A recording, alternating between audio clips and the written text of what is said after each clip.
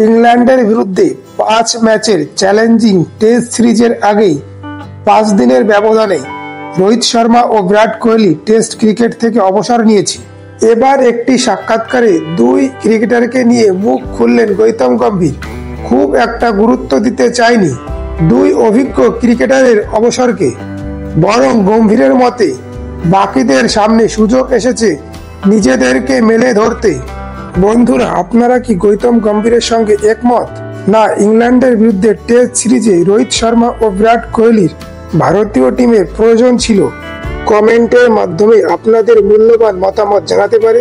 সেই সঙ্গে আপনারা চ্যানেলে নতুন হলে চ্যানেলটি সাবস্ক্রাইব করুন, ভিডিওটি লাইক ও শেয়ার করুন। একটি সাক্ষাৎকারে গম্ভীর বলেন, আমি কখন খেলা শুরু করব আর কখন শেষ করব এটা ব্যক্তিগত সিদ্ধান্ত, কারো কিছু বলার অধিকার নেই। কোচ, নির্বাচক বা দেশের কেউই কিছু বলতে পারে না কখন অবসর নেব আর কখন নেব না। গম্ভীরের মতে এই দুই অভিজ্ঞ ক্রিকেটার সরে যাওয়ায় বাকিদের কাছে সুযোগ এসেছে নিজেদের প্রমাণ করতে। মাঝে মাঝে আমার মনে হয় এটা বাকিদের জন্য বড় সুযোগ। হাত তুলে এগিয়ে এসে ওরা বলুক আমি প্রস্তুত। গম্ভীর বলেন, চ্যাম্পিয়ন ট্রফিতে জাসপ্রীত বুমরা ছিল না, তখন এই প্রশ্ন হয়েছিল।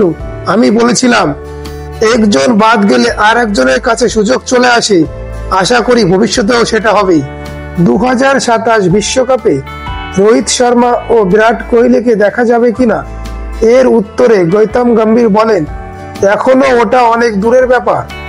আগে টি-20 বিশ্বকাপ রয়েছে, ওটা আমাদের কাছে বড় প্রতিযোগিতা, কারণ ওটা আমাদের দেশে আয়োজন হবে। তাছাড়া 2027 বিশ্বকাপ এখনো 2.5 বছর বাকি। গম্ভীর বলেন, আমি তো আগেই বারবার বলেছি ভালো খেলতে থাকলে বয়স নিতান্তই একটি সংখ্যা। অর্থাৎ গম্ভীর বুঝিয়ে দিয়েছেন একদিনের ক্রিকেটে যদি রোহিত শর্মা ও বিরাট কোহলি ধারাবাহিকভাবে ভালো না খেলতে পারে তাহলে বিশ্বকাপে তাদের জায়গা নিশ্চিত নয়।